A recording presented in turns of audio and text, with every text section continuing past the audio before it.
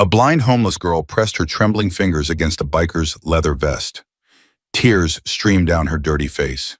She leaned close and whispered 4 words. Run, it's a trap.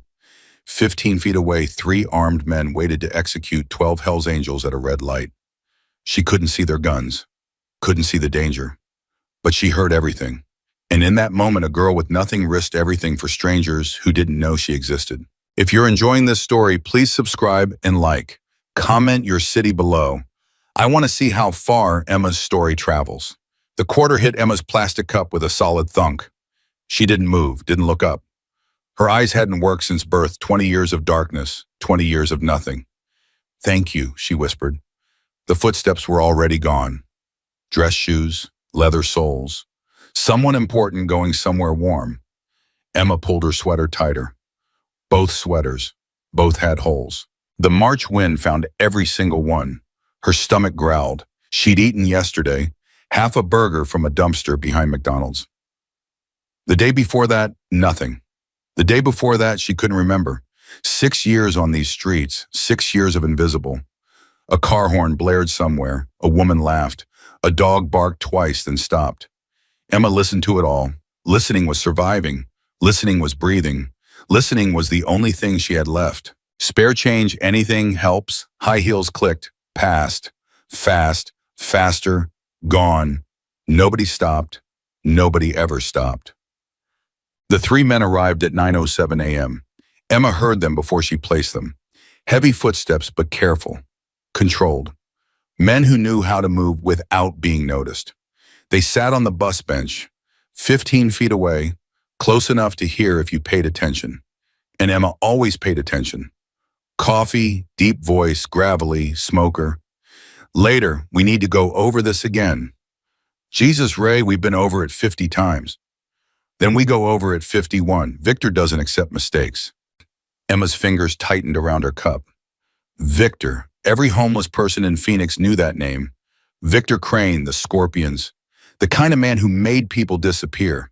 She should move, should grab her things and shuffle away. That's what smart homeless people did. They didn't hear things. They didn't see things. They survived by being invisible in every possible way. But her legs wouldn't cooperate. 11 o'clock, Ray said. Same route every week. 12 bikes, same intersection. 4th Street and Central. Red lights 45 seconds. Plenty of time. Emma stopped breathing. The Reaper leads. Custom Road King. Victor wants him first. Headshot. Whatever drops him fastest, then we scatter. 3 directions. Warehouse by noon. Oh God, oh God, oh God. They were planning murder. Not just murder. Massacre. 12 men on motorcycles stopped at a red light, gunned down in broad daylight. What about witnesses, the nervous one? What witnesses? 30 seconds were gone. People don't look out of windows anymore. They look at phones. Ray laughed. Ugly sound. Besides, Victor's got the cops handled. And if it doesn't go smooth? Silence. Cold silence. It goes smooth, Ray said. This is the Hell's Angels we're talking about. They've had this coming. Victor's been planning this for months. Every detail, every angle, every exit. I heard the Angels have this thing. Brotherhood. You kill one, they all come for you. That's why we kill all 12. No witnesses, no survivors, no revenge. Emma's cup slipped. Plastic bounced on concrete. Quarters scattered. Change rolled into the street. The men stopped talking. What was that? Footsteps? Heavy? Coming toward her. Just some blind beggar. A shadow fell over Emma. She smelled cigarettes. Something chemical underneath. Hey, you? Don't respond. Don't react. Play dead. I'm talking to you. A boot kicked her cup. More change scattered. She can't even see, man. Relax. Blind don't mean deaf. The man crouched. His breath hit her face. Hot. Sour. You hear anything just now, blind girl? Emma shook her head. Small. Scared. You sure? I don't hear good either, she whispered. Ears got damaged. Infection. Long time ago. Silence. He was studying her. She felt his eyes crawling over her face, searching for the lie. Her heart pounded so loud he had to hear it. Had to. Ray, come on. We got work. More silence. Endless. Then Ray stood. His knees cracked. Pathetic, he muttered. Can't even take care of herself.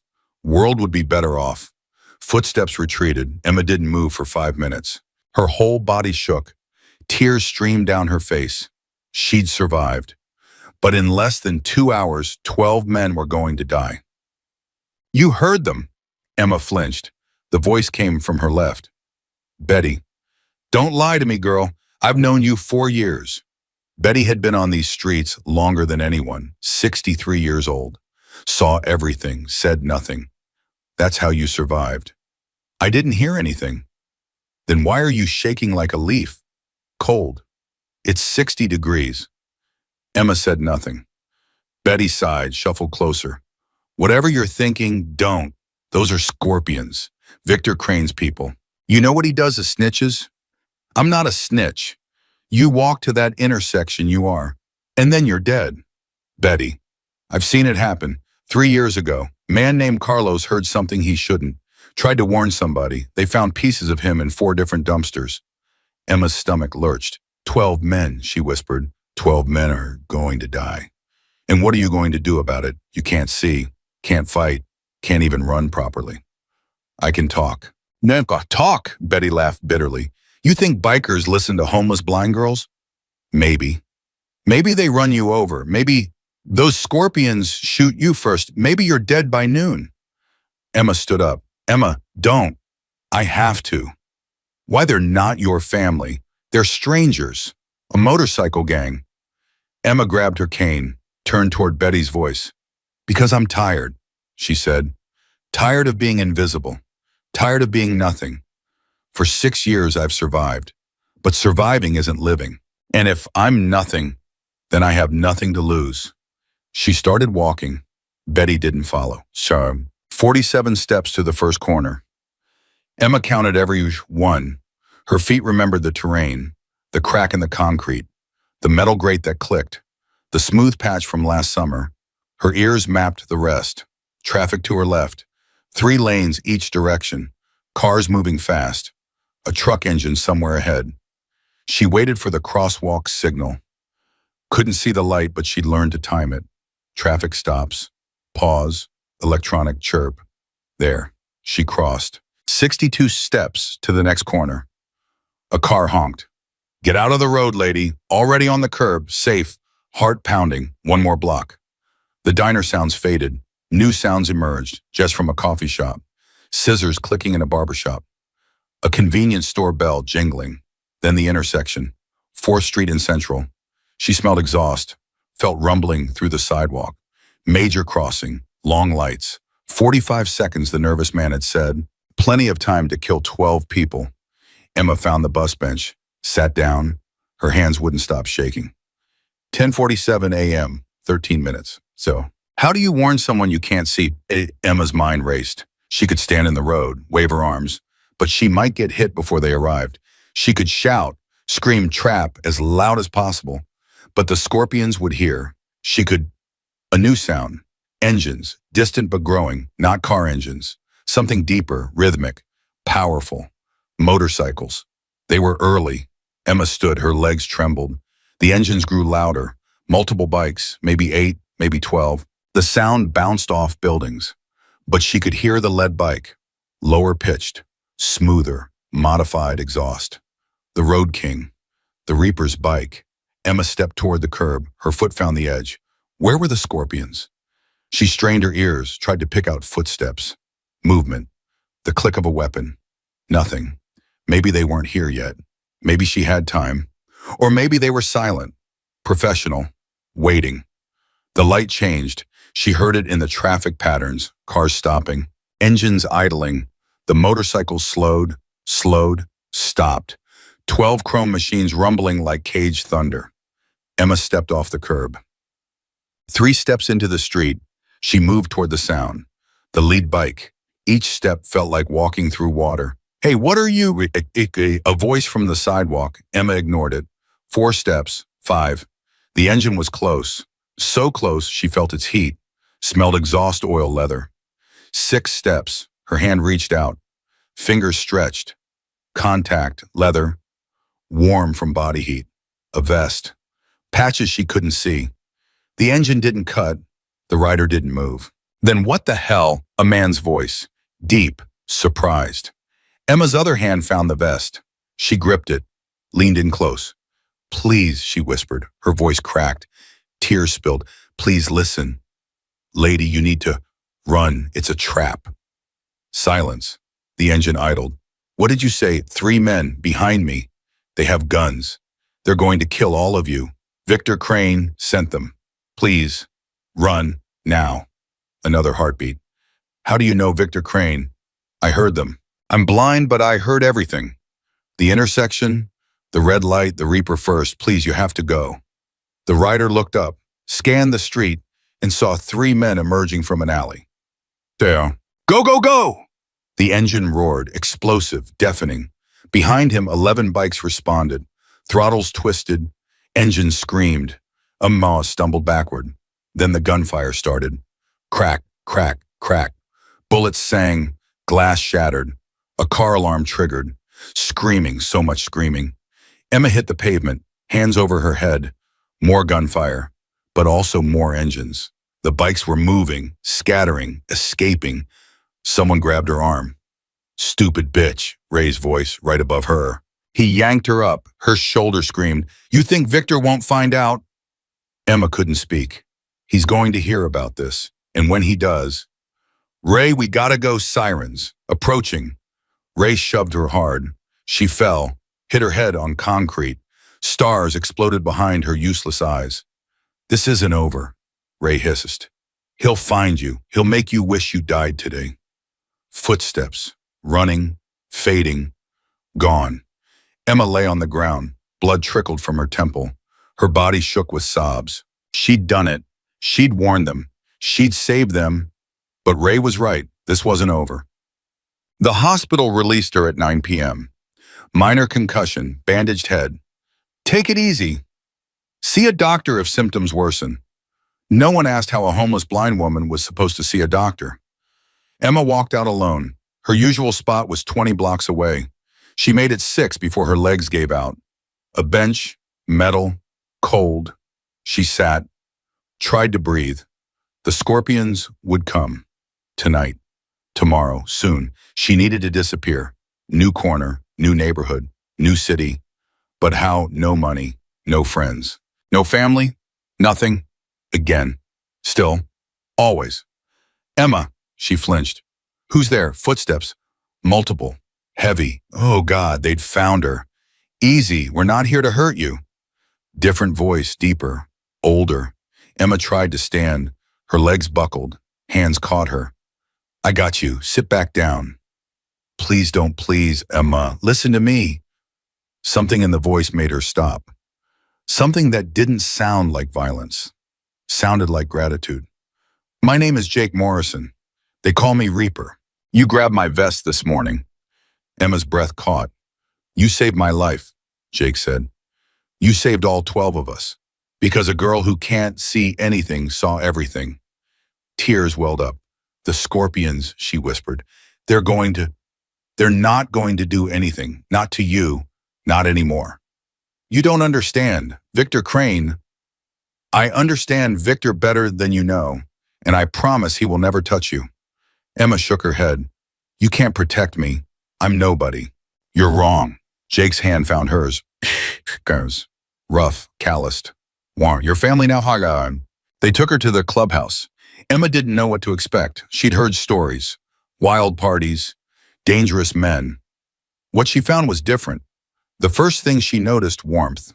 Real warmth. Not thin shelter warmth. The kind that came from a heating system that worked. This way, Jake said. Maria, help me out. I got her. New hands, smaller but sure. I'm Maria. I ride with Jake. Don't tell the others I said that. I won't. Hungry. Emma's stomach answered. A growl so loud Maria laughed. I'll take that as yes. Kitchen's through here. Leftover chili. Probably terrible, but it's hot. The chili was not terrible. It was the best thing Emma had eaten in 6 years. They gave her a room, an actual room with a bed, with blankets, with a door that locked. Emma sat on the mattress and cried. Hey, none of that. Maria again. I'm sorry, I don't know why. You're crying because you're safe, probably first time in years. Emma nodded. That's allowed. But when you're done, understand something. Maria sat beside her. What you did warning Jake, risking yourself for strangers, that's not nothing.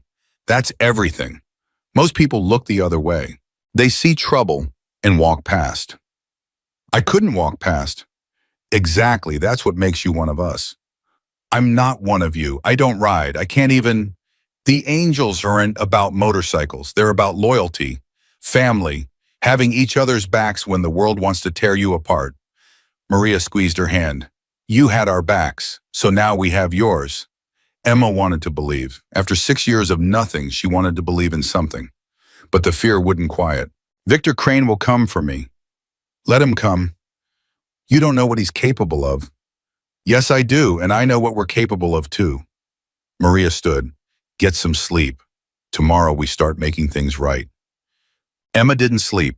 She lay in darkness. Her darkness, the only darkness she'd ever known and listened. Voices distant, laughter occasional, the clink of glasses, engines outside, and underneath it all, a feeling she barely recognized.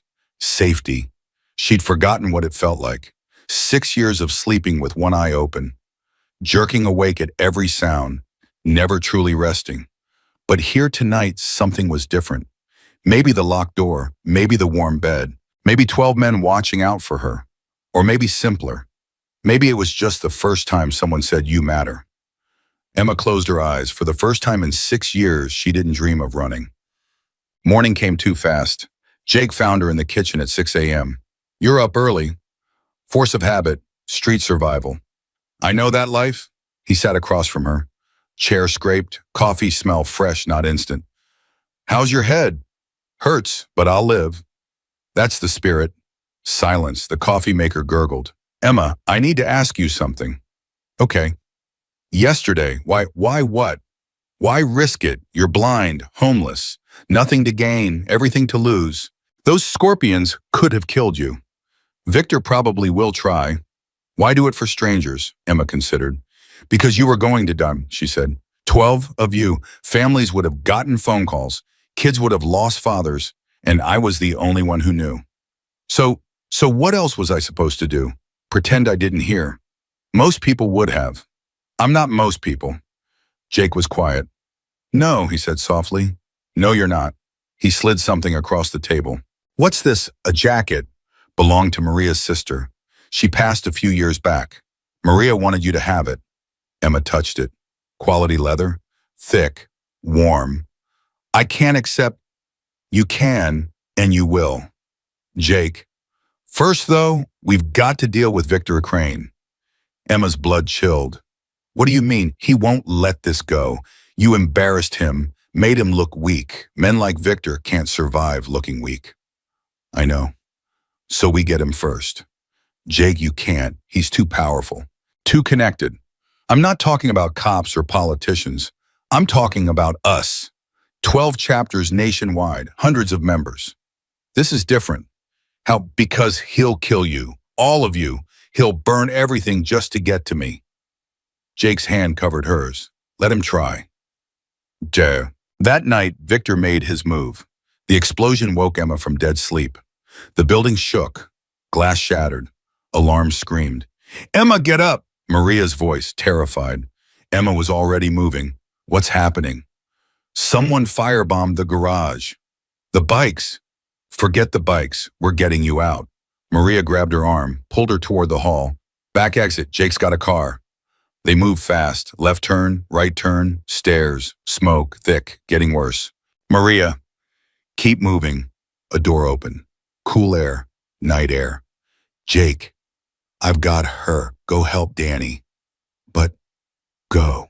Maria's footsteps retreated. Jake's arms wrapped around Emma. Hold on. Jake, what's Victor?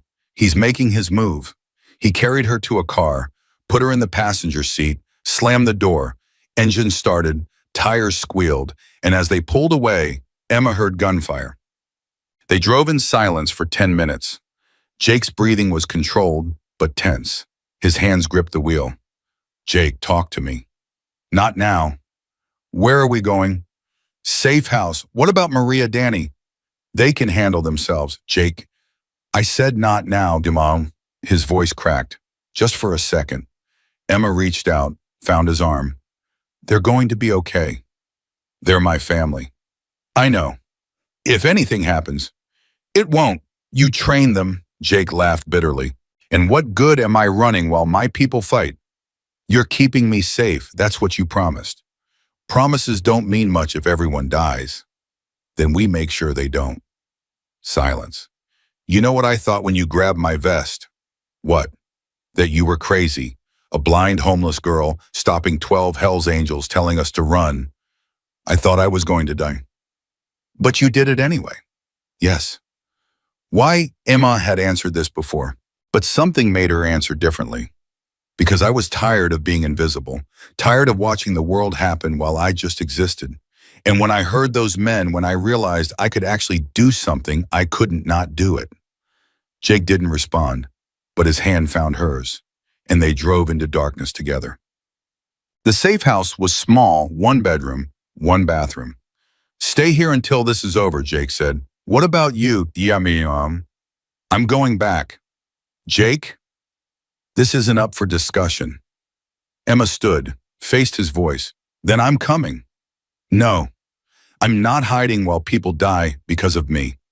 This isn't because of you. This is Victor Crane. You didn't start this war. Then let me help end it. How you can't see, you can't fight. I can think, and I have an idea. Jake paused. What idea? I heard them, Jake, that first day, details, names, locations. If I testify, if I tell the police are useless. Then we make them useful. We go public.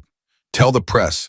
A blind, homeless girl prevents a massacre and gets targeted by a crime lord. That's a story. That's pressure. You'd do that? Put yourself out there.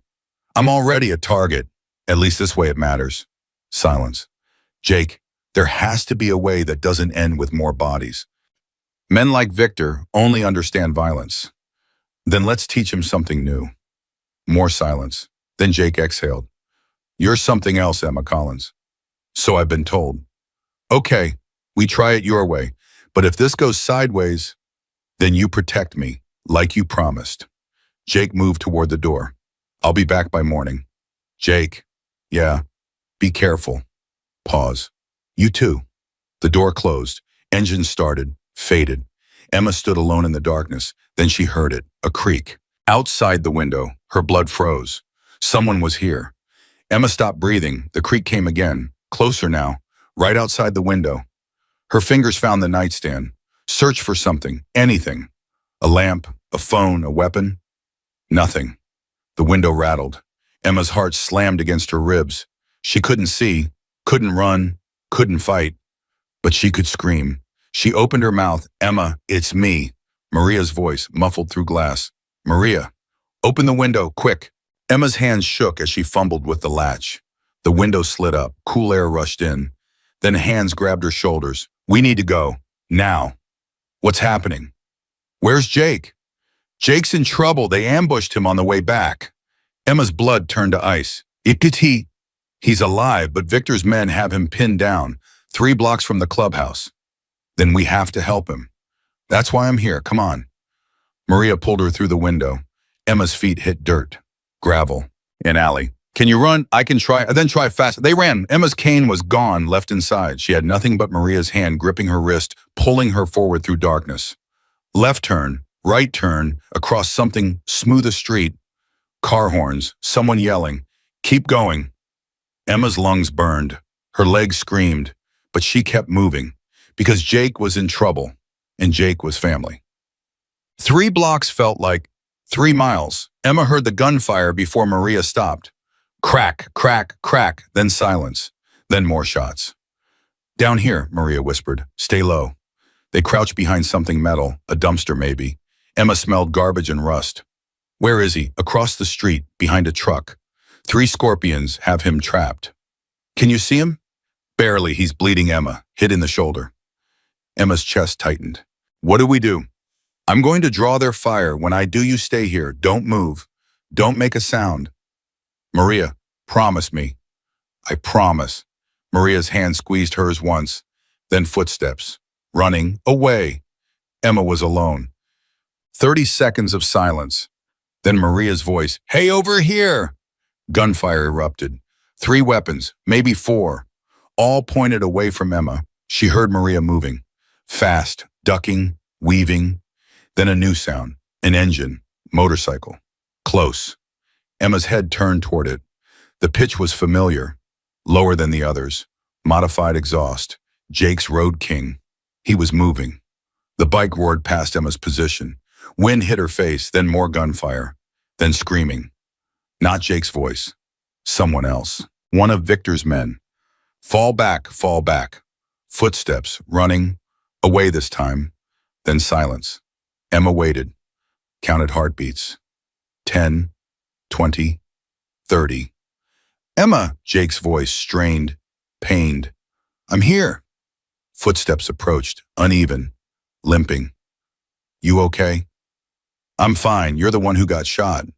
It's nothing. Jake, you're bleeding. I said it's nothing. His voice cracked, just slightly, but Emma heard it.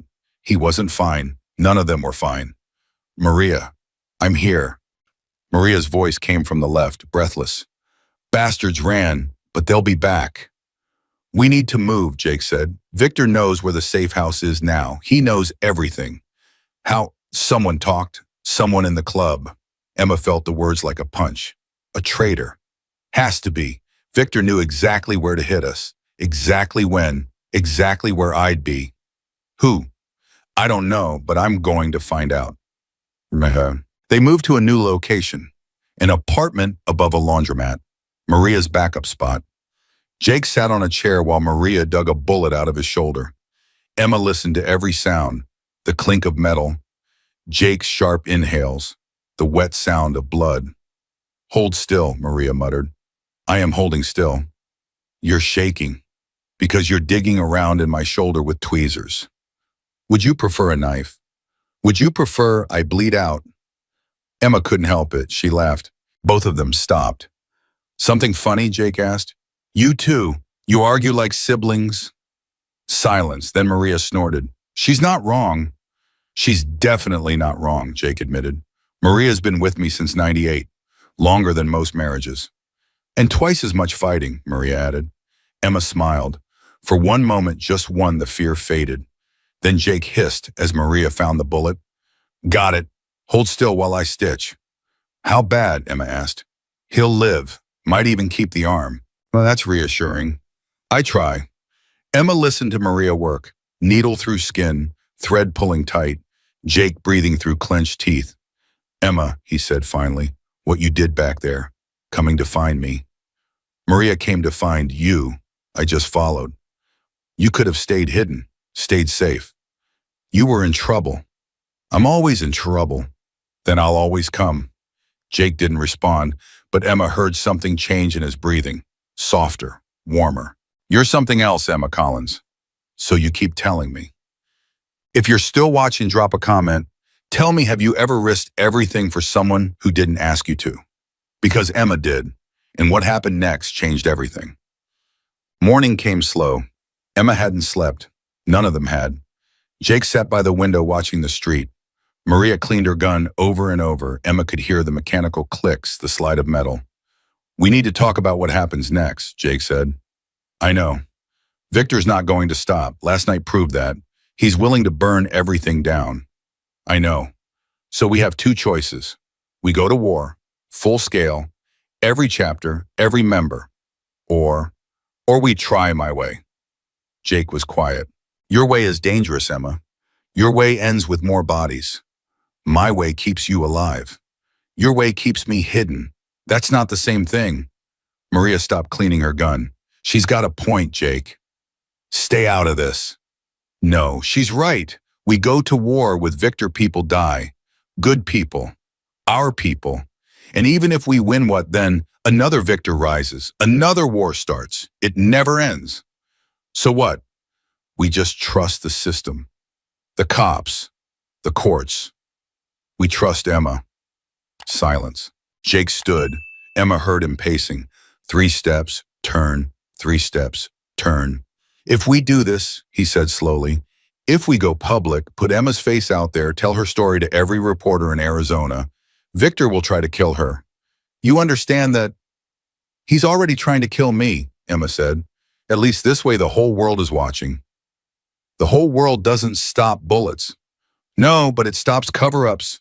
It stops cops looking the other way. It stops Victor's money buying his way out. Jake stopped pacing. You really believe that? I have to believe something. And I'd rather believe in justice than hide in basements for the rest of my life. Maria laughed softly. Damn, girl. Where'd you learn to talk like that? 6 years on the street, you learn to fight with whatever you have.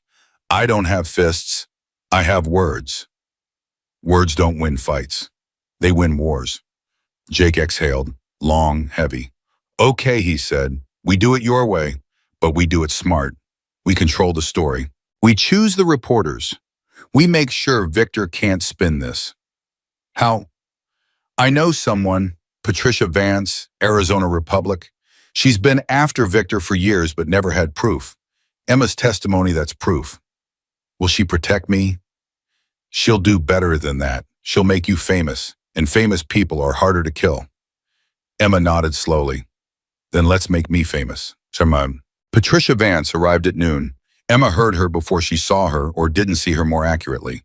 Confident footsteps, heels clicking, the rustle of a notebook opening. So you're Emma Collins. That's me. Jake says you have one hell of a story. I have the truth. Whether it's a story depends on you. Patricia laughed, sharp, impressed. I like you already. Start from the beginning. Emma did. She told Patricia everything. The corner outside Tony's diner. The 3 men who thought no one could hear. The ambush planned for 11 o'clock. The moment she grabbed Jake's vest, she told her about Ray, about the beating, about the threat. She told her about the clubhouse burning, about running, about the traitor. Patricia's pen scratched constantly, page after page. This is incredible, she said when Emma finished. You know that right blind homeless woman saves 12 bikers, becomes target of crime lord. This is front page, national. Will it stop Victor? It'll hurt him badly. His whole operation depends on staying invisible. You're about to make him the most visible man in Arizona. And then the feds get involved, the IRS, FBI, 8, everyone Victor's been paying off suddenly can't protect him because the whole country's watching. How long? Weeks, maybe days if the story hits hard enough. Emma nodded. Do it. You're sure once this goes live, there's no going back? Your face, your name everywhere. My face doesn't work anyway. Might as well use it for something. Patricia laughed again. Okay, Emma Collins. Let's make you famous. The story dropped at 6 p.m. Blind homeless woman saves biker gang from ambush. Now crime boss wants her dead. By 7 p.m., every news channel in Phoenix had picked it up. By 8 p.m., it was national. By 9 p.m., Emma's face was everywhere. A photo Patricia had taken Emma sitting in the apartment, Luna at her feet, looking directly at the camera, with eyes that saw nothing but somehow saw everything. The comments poured in, thousands, then tens of thousands. This woman is a hero. Someone protect Emma Collins. Victor Crane needs to rot in prison. Where can I donate? Maria read them aloud. Emma listened, overwhelmed. They're calling you a hero, Emma. I'm not a hero. I just heard something. You heard something and you acted. That's what heroes do. Jake came in from the other room. Police commissioner just gave a statement. They're opening a full investigation. That fast?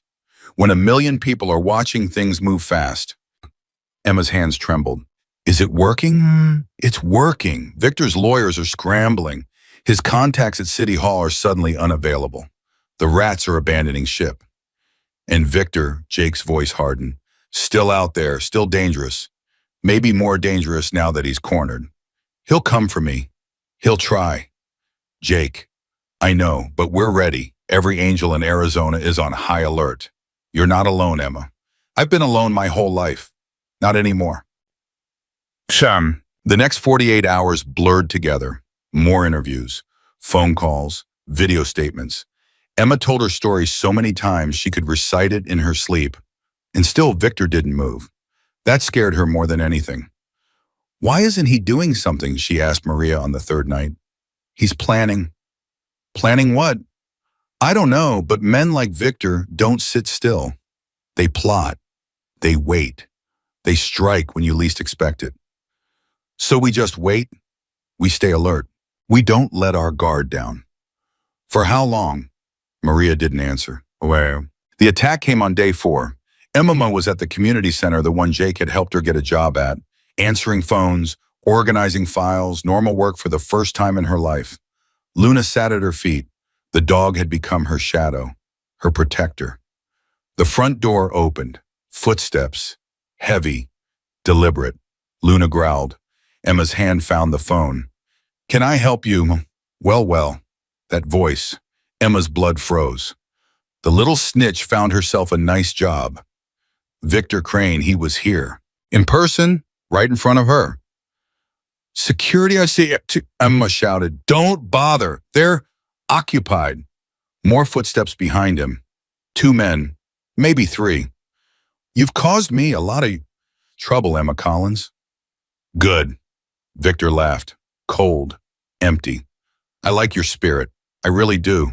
It's a shame I have to break it. You're too late. The whole country knows your name. Every cop in Arizona is looking for you. The cops work for me. Not anymore. Not after Patricia's story. Patricia Vance. Yes. I'll be dealing with her next. Emma's stomach lurched. You can't stop this, Victor. It's already done.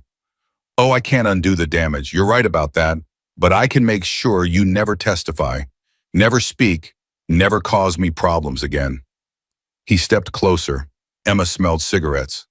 Cologne. Something rotten underneath. I was going to make this quick, Victor said. A professional job.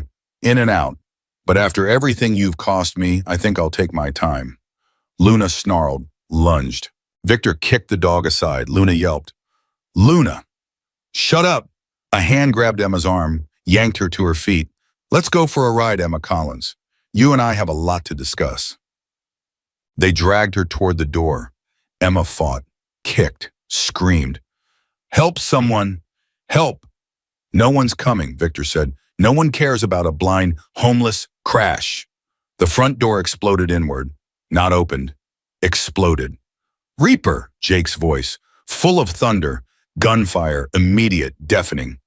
Victor's hand released Emma. She fell, hit the floor hard. More shots, screaming, bodies hitting walls. Emma, get down. She was already down, crawling, away from the chaos. Luna whimpered somewhere to her left. Emma reached for her, found fur, warm, moving. Good girl, stay with me. The gunfire stopped. Silence. Heavy, ringing, then footsteps. Approaching. Emma, Jake's voice. Close. Is it over? It's over. Victor. Pause. He's down. Dead. Not yet, but close. Emma heard sirens, distant but approaching. The police? I called them before we came in, wanted witnesses, wanted proof. Proof of what? Proof that Victor Crane personally attacked you in a public building with witnesses. Emma's mind raced. You planned this. Not planned, anticipated. Men like Victor can't resist doing things themselves. It's their weakness. You used me as bait. I kept you protected. There's a difference. Emma wanted to be angry. Should have been angry, but she wasn't. Because Jake was right. Victor had walked into a trap. The same kind of trap he'd set for the angels. Poetic justice. Is he really going to prison? For a long time? Attempted murder? Multiple witnesses? Plus everything Patricia's story uncovered. He's done, Emma. Finished. Sirens grew louder. Doors burst open. Police shouting. Emma sat on the floor, Luna pressed against her side, and for the first time in weeks, she let herself breathe. It was over. It was finally over. The arrest made national news. Crime boss Victor Crane captured after attacking blind woman Hell's Angels save her life. The headlines wrote themselves. Victor was transported under armed guard. His lawyers tried everything, bail motions, threats. Nothing worked. The evidence was overwhelming. Emma's testimony, Patricia's investigation, security footage from the community center, eyewitness accounts. Within a week, Victor's entire organization crumbled. The Scorpions scattered. His lieutenants turned state's evidence. His political connections evaporated. Emma watched none of it, couldn't watch. But she listened. Every news report, every update, every nail in Victor's coffin. And slowly, something she'd never felt before began to grow. Hope, saying, "You did it." Maria's voice, soft, proud. "We did it." "No, you're the one who spoke up, who risked everything, who refused to stay invisible." Emma sat on the clubhouse porch, Luna at her feet, the same porch where Jake had first told her she was family. "Doesn't feel real," Emma admitted. "Give it time." "What happens now?" Now you live." "I don't know how to do that," Maria laughed gently. "None of us do. We figure it out as we go." Footsteps approached, Jake's boots on wooden boards. "Got something for you," he said. "What?" He pressed something into her hands. Fabric. Heavy. A jacket. Your jacket. Official. Patches and everything. Emma's breath caught. "Jake, you earned it, more than anyone I have ever known."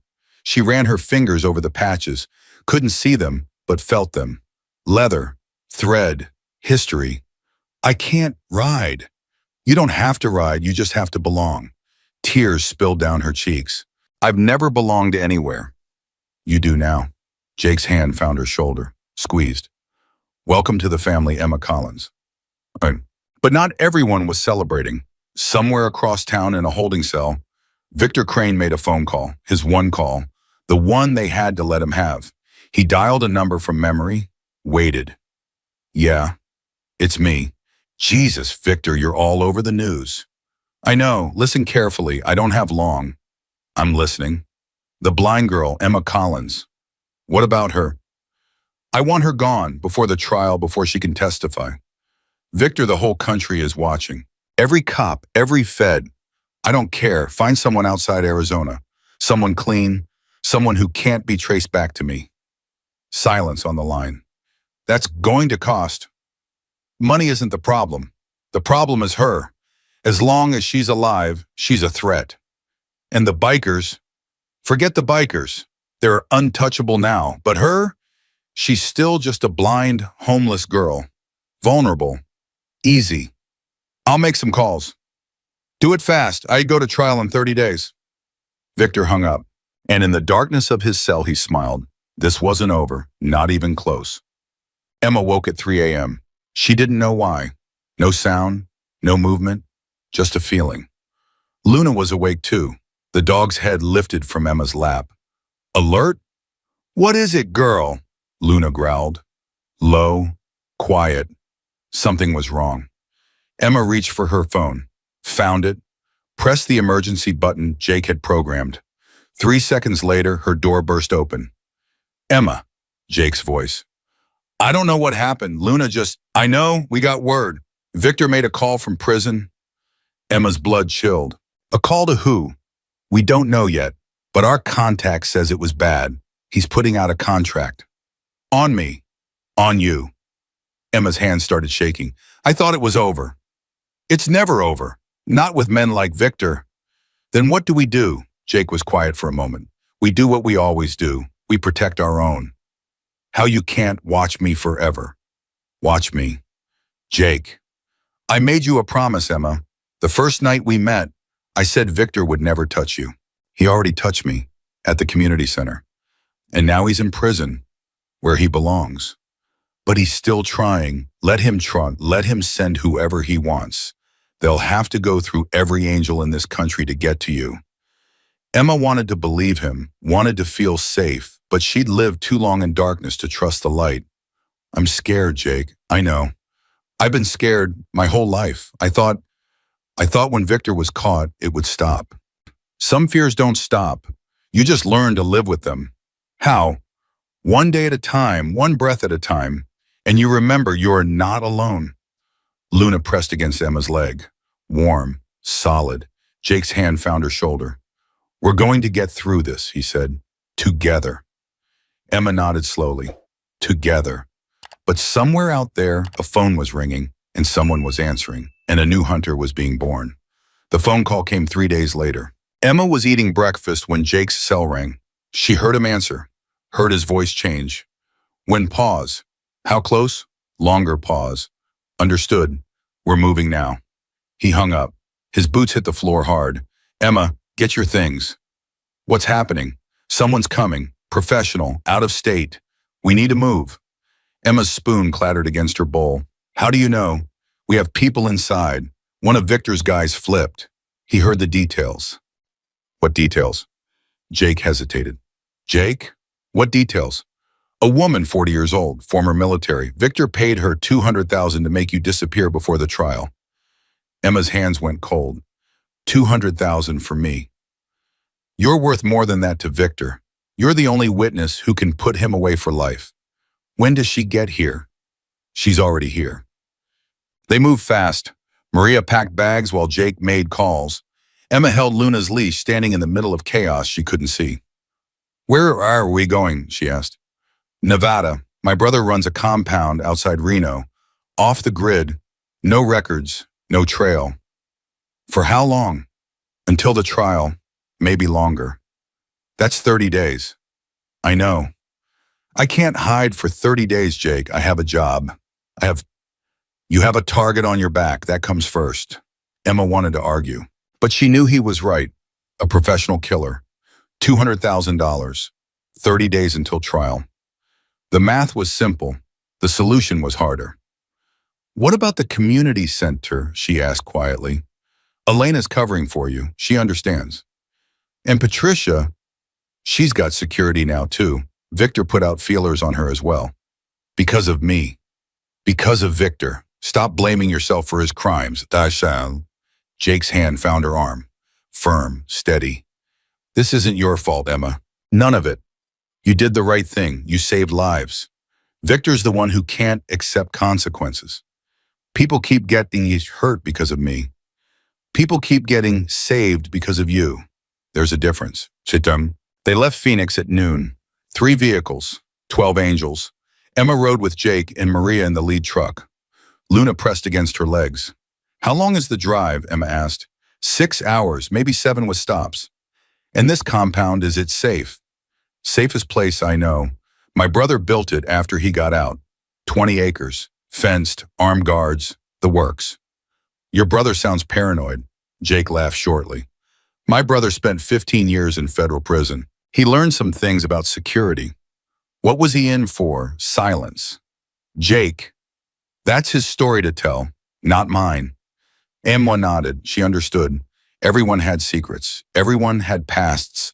Hers just happened to include 6 years of invisibility and a crime lord who wanted her dead. Maria, she said, you've been quiet. Thinking.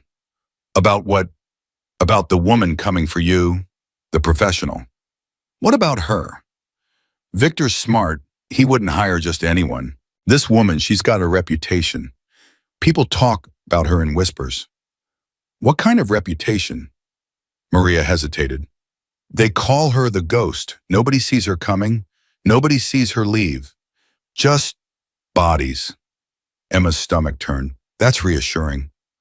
I'm not trying to scare you. I'm trying to prepare you. For what I can't fight. I can't run. I can't even see her coming. No, but you can survive. You've done it before. This is different. Is it 6 years on the street, beatings, starvation, cold? You survived all of it. This is just one more thing. One more thing with a gun. One more thing with a weakness. Emma frowned. What weakness? She doesn't know you. She sees a blind homeless girl. Easy target. But you're not easy. You're the hardest target she's ever going to face. How? Because you're not alone. Because you've got 12 angels ready to die for you. Because the whole country is watching. Maria's hand found Emma's. And because you're Emma Collins, the girl who heard everything and said something anyway. If you're still with me, comment below. Have you ever felt like the whole world was hunting you? Because Emma knows that feeling. And what she did next will blow your mind. They crossed into Nevada at sunset. Emma felt the change, cooler air, different sounds.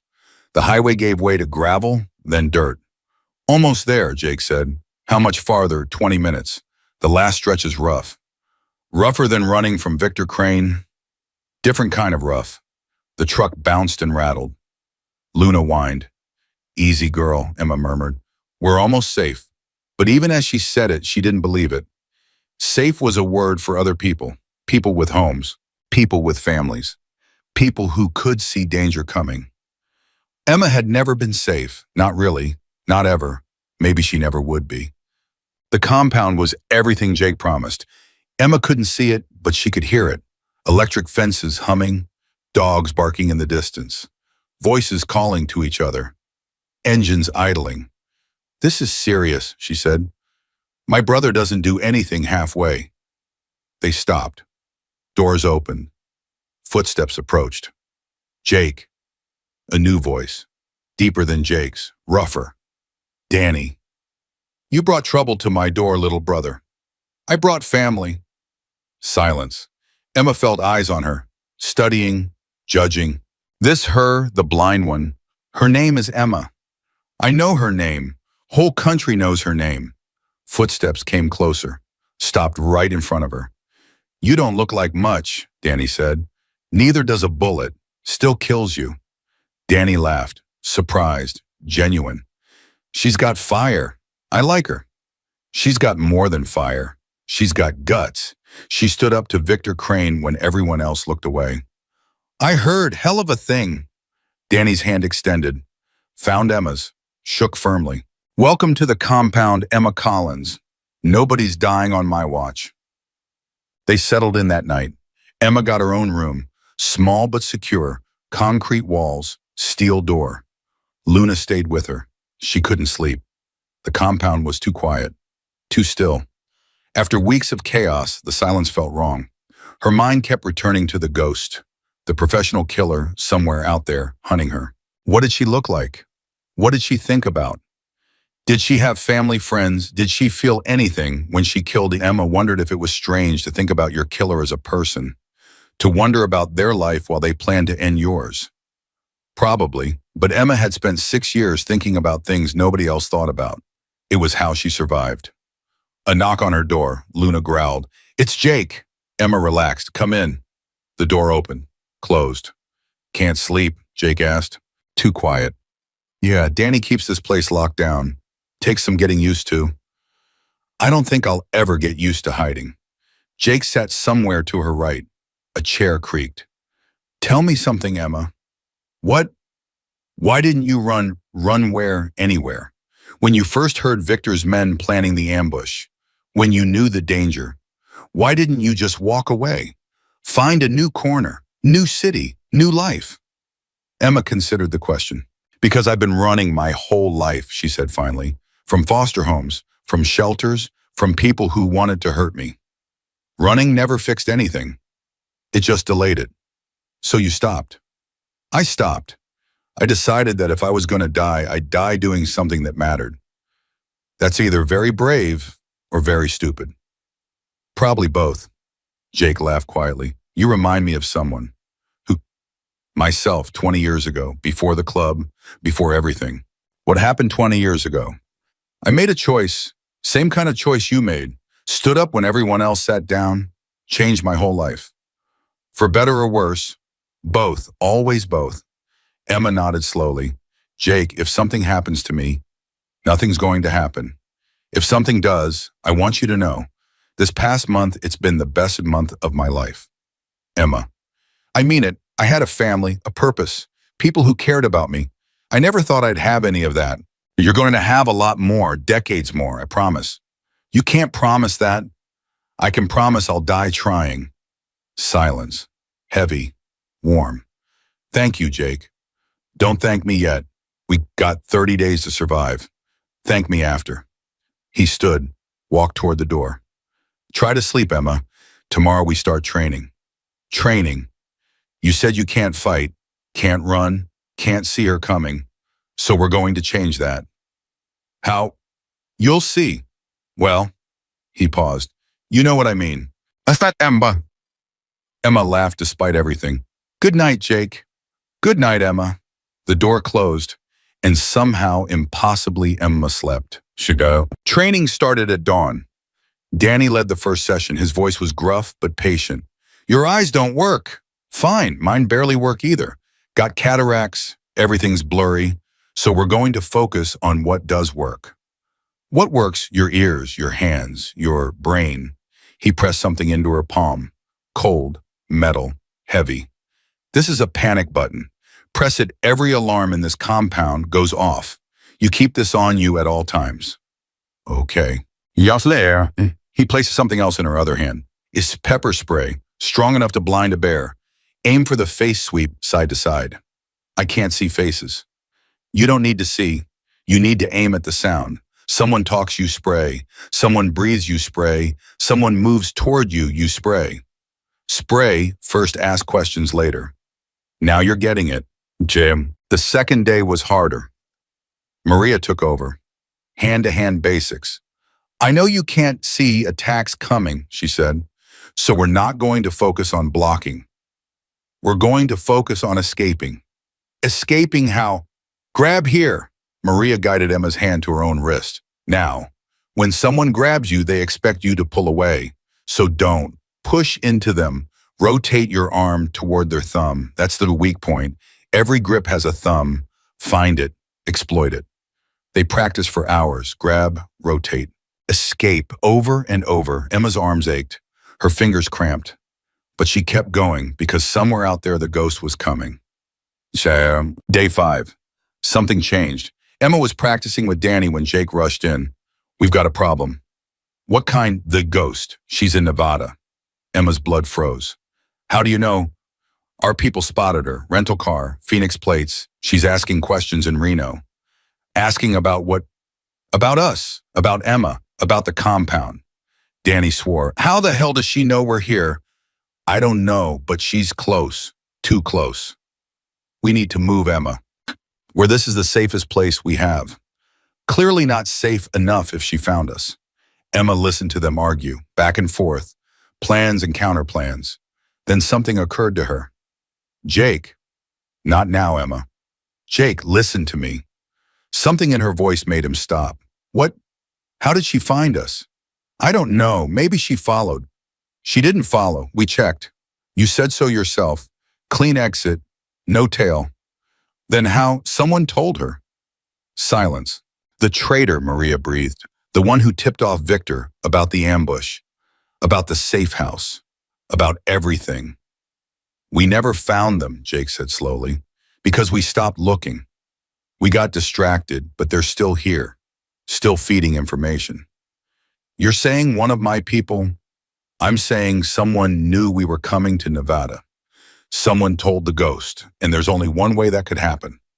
Jake's voice went cold. The traitor is here, in this compound, right now. The next 3 days were hell. Jake questioned everyone, every angel, every guard, every person who knew their location. Nobody confessed, nobody broke, but the tension was suffocating. Emma felt it everywhere. Whispered conversations that stopped when she entered rooms. Suspicious glances as she couldn't see, but could sense. This is tearing us apart, she told Maria on day 8. It's necessary. Is it? We're turning on each other. That's exactly what Victor wants. So what do you suggest? Emma had been thinking about this. All night, all day. Set a trap. What kind of trap? Feed false information. Tell different people different things. See which version reaches the ghost. Maria was quiet. That's actually smart. I've had a lot of time to think. It could work, but it's risky. If the traitor figures out what we're doing, then we deal with it. But right now we're paralyzed. We need to move. Maria stood. I'll talk to Jake. Come on. The plan went into effect that night. Jake called 4 separate meetings, told each group a different location for Emma's new hiding spot. Meeting 1 a cabin in Lake Tahoe, meeting 2 a motel in Carson City, meeting 3 an apartment in Las Vegas, meeting 4A ranch in Utah. Then they waited. Emma stayed in her room. Luna at her feet, panic button in her hand. Every sound made her jump. Every footstep, every creak. The ghost was out there, hunting, getting closer. And the traitor was inside, helping her. Day 10, the trap sprung. Jake burst into Emma's room just after midnight. We got her. The ghost, no, the traitor. Emma sat up. Who, Tommy? Tommy Chen. He's been with us 8 years. I trusted him. Why would he? Money. Victor offered him 50,000. He was in debt, gambling. He thought no one would get hurt. People did get hurt. I know, and so does he. What happens now? He talks, tells us everything he told the ghost. Then we use it against her. Emma's mind raced. She thinks I'm in one of those 4 locations. Lake Tahoe, that's what Tommy told her. So she's going to Tahoe. She's already there, our people confirmed. She checked into a motel 2 hours ago. Then we know where she is. We know exactly where she is. Jake's voice was different now, harder, colder. Time to stop running, Emma. Time to end this. They moved at dawn. Emma stayed at the compound with Danny and 3 guards. Everyone else went to Tahoe. I should be there, Emma argued. You should be alive, Jake countered. Let us handle the ghost. What if something goes wrong? It won't. Jake. Emma. Please, just this once, let me protect you. She heard something in his voice, something beyond duty, beyond loyalty, fear. He was afraid. For her. Okay, she whispered, but you come back. Promise me. I promise. He hugged her. Brief, fierce, then he was gone, and Emma was left waiting. The hours crawled. Emma paced her room. Luna followed, back and forth, back and forth. Danny checked on her every 30 minutes. Any word? Not yet. How long does this take? As long as it takes. That's not an answer. It's the only answer I've got. Noon came, went, no word. 1 o'clock, 2, nothing.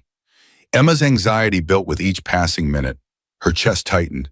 Her hands wouldn't stop shaking. Something was wrong. She could feel it. Danny. Yeah, something's wrong. You don't know that. I do. I can feel it. Emma. Call them, please. Danny sighed, pulled out his phone, dialed, waited. Emma heard it ring. Once, twice, 3 times. Voicemail. He's not answering. Try Maria.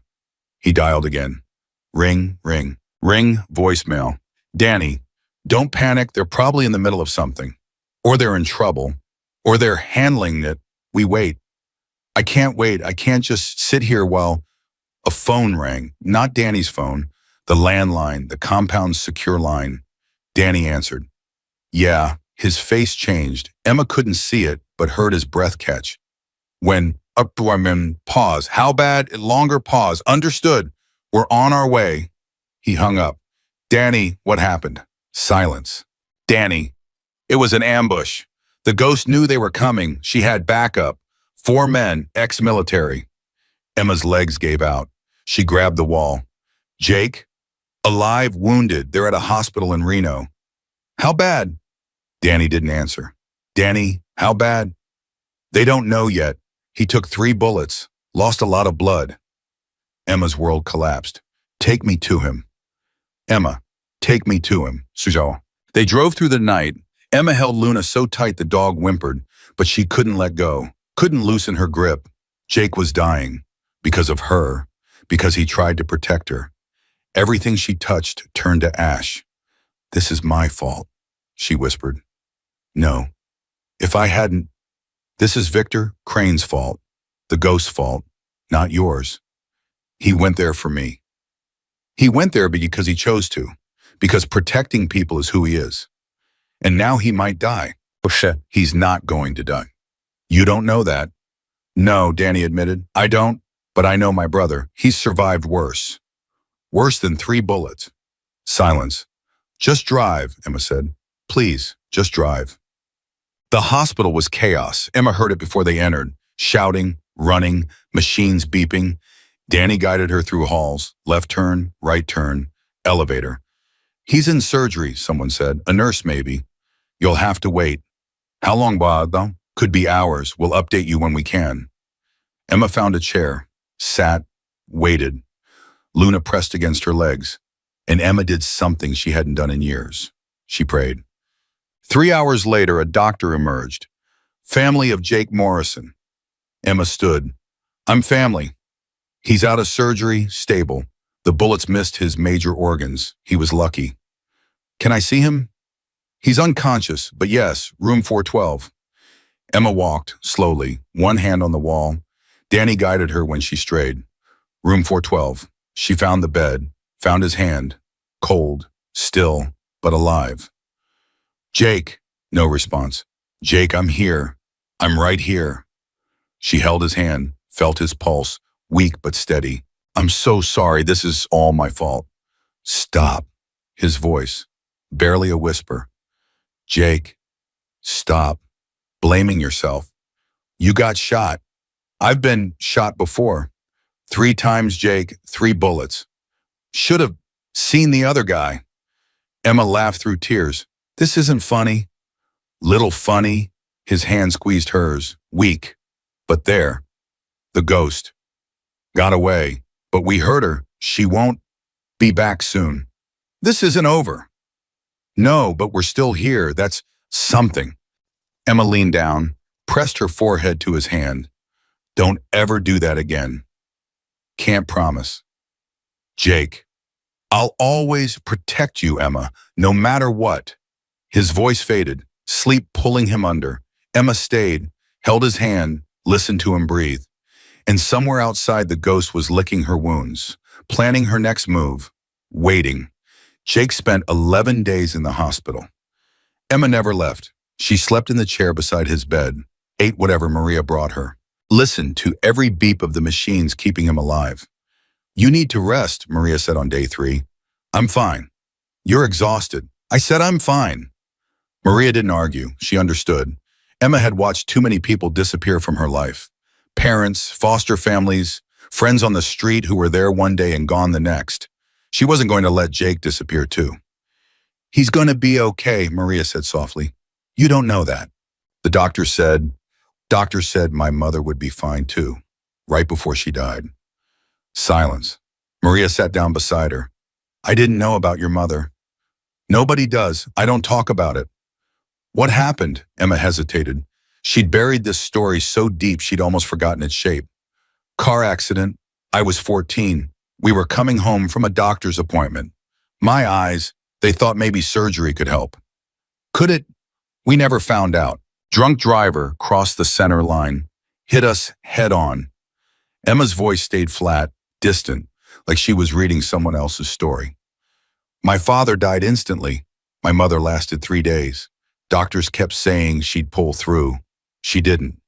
Emma, I was in the back seat, barely a scratch, 14 years old, blind, orphaned, and not a mark on me. Maria's hand found hers. That wasn't your fault. I know, but it doesn't change anything. People I love get hurt. People I love die. And I just keep surviving.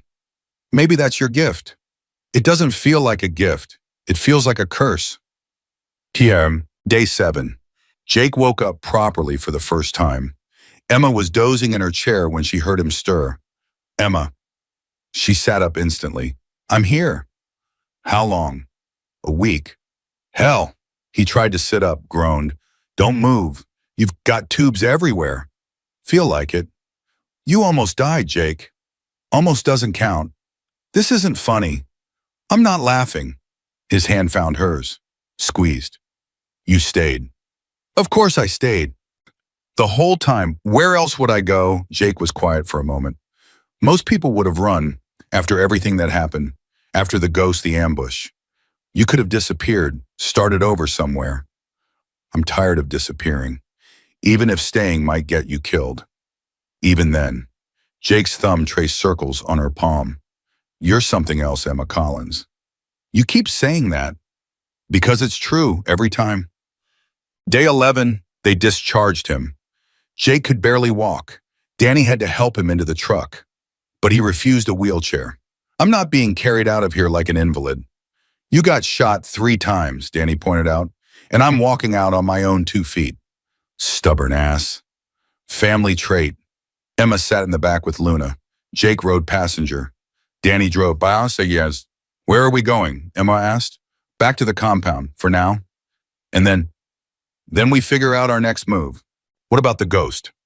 Danny's voice hardened. She's underground, licking her wounds. We heard her bad at Tahoe, killed 2 of her backup team. She wasn't expecting that. But she's still out there. Yeah, she's still out there. And Victor's trial is in 19 days. I can count Emma. Silence filled the truck. 19 days. The ghost wounded but hunting. Victor's lawyers delaying every way they could. And Emma, the only witness who could put him away forever, stuck in the middle. I have an idea, she said quietly. No, Jake said. You don't even know what I'm going to say. I know it involves you doing something dangerous. Everything I do is dangerous now. That's not going to change. Emma. Let me finish. Jake sighed, but he stopped arguing. The ghost is hunting me because Victor's paying her. If Victor's conviction is guaranteed, if my testimony becomes irrelevant, she has no reason to come after me anymore. Your testimony is the whole case. What if it wasn't? What do you mean? Patricia's been investigating Victor for years. She has files, documents, witnesses who were too scared to come forward. What if we gave them a reason to stop being scared? Danny glanced in the rearview mirror. Keep talking. If we can get other witnesses to testify, if we can build a case so strong that my testimony is just the cherry on top, then killing me accomplishes nothing. The ghost loses her payday. Victor loses his leverage. That's a lot of ifs, Jake said. It's better than hiding and waiting for her to find us. She found us before. Because of Tommy, he's gone now. We control the information. Jake was quiet. Danny spoke up. She's not wrong, brother. Defense is exhausting. At some point, we have to go on offense. And if it doesn't work, if we can't find other witnesses, then we're right back where we started, Emma said. But at least we tried. More silence. Then Jake exhaled. Fine, we try it your way, but the moment things go sideways, I know, I run, I hide, I let you handle it. Promise me. I promise. But even as she said it, Emma knew she was lying. She was done running. If you're still with me, comment your city below. I want to see how far Emma's story has traveled. And trust me, the next part is going to shock you. Patricia Vance arrived at the compound 2 days later. Emma heard her car pull up, heard the familiar click of heels, the rustle of papers. You look like hell, Patricia said to Jake. Thanks, almost dying does that. And you, Patricia's attention shifted to Emma. You look different. Different how? Stronger, like you've stopped being afraid. I haven't stopped being afraid, I've just stopped letting it control me. Patricia laughed. That's the same thing, honey. They gathered in Danny's office. Jake, Maria, Danny, Patricia, Emma. Here's where we stand, Patricia said. Victor's trial starts in 17 days. His lawyers are trying every delay tactic in the book, but the judge is fed up. It's happening. What about other witnesses? Emma asked. That's why I'm here. I've spent 10 years building files on Victor Crane. Interviews, documents, financial records. I've got enough to write a book. But nobody would go on record. Too scared. Victor has a reputation for making problems disappear. What if they knew Victor was going down regardless? What if they knew testifying was safe?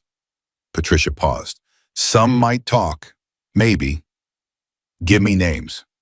Emma, give me names. I'll talk to them. Convince them. Why would they listen to you? Because I'm the blind homeless girl who stood up to Victor Crane and lived. Because I'm proof that he can be beaten. Patricia was silent for a long moment. Then she opened her briefcase. 3 names, that's all I'm giving you. Former employees who witnessed illegal activity. They talked to me off the record, but refused to go public. Where are they? Phoenix, all 3. Jake shifted uncomfortably. Phoenix is dangerous. Victor still has people there. Then we go carefully, quietly. Emma, Jake, you said we'd try my way. This is my way. He wanted to argue. Emma heard it in his breathing, but he held back. Fine, but I'm coming with you. You can barely walk. I can walk well enough. Jake, this isn't negotiable. Either I come or you don't go. Emma considered arguing, decided against it. Fine, we go together. Undone. They left the next morning. Emma, Jake, Maria, and 2 other angels. 5 people in 2 vehicles. Enough protection without drawing too much attention. The drive back to Phoenix took 6 hours. Emma spent most of it thinking about what she would say, how she would convince strangers to risk their lives. "You're quiet," Maria observed, thinking about how to convince people to do something terrifying. "You convinced us." That was different. Was it you or a stranger too? Scared, alone, and you still grabbed Jake's vest, still whispered those 4 words. "I didn't have anything to lose then." "These people don't either. They just don't know it yet." "What do you mean?" "Victor already took everything from them. Jobs, reputations, peace of mind. They've been living in fear for years. Maybe what they need is someone to show them there's another way." "What way?" "Fighting back." Duh. The first witness lived in a suburb east of Phoenix. Her name was Grace Chen. No relation to Tommy, Emma had asked. She'd worked as Victor's accountant for 3 years before quitting suddenly. Patricia had told Emma why. Grace discovered Victor was laundering money through fake charities. She confronted him. He threatened her daughter. She resigned the next day. Moved. Changed her number. Tried to disappear. But Victor's shadow followed her everywhere. Emma knocked on her door at 2 p.m. Footsteps inside. A pause. The door cracked open. "Who are you, Paletin?" "My name is Emma Collins. Patricia Vance sent me." Silence. "I know who you are. I saw you on the news." "Then you know why I'm here." "I can't help you." "Please, just 5 minutes." The door started to close. "He threatened my daughter. She was 7 years old. He said he'd..." Grace's voice broke. "I can't go through that again." "I understand, I do. But Victor's in prison now. He can't hurt you.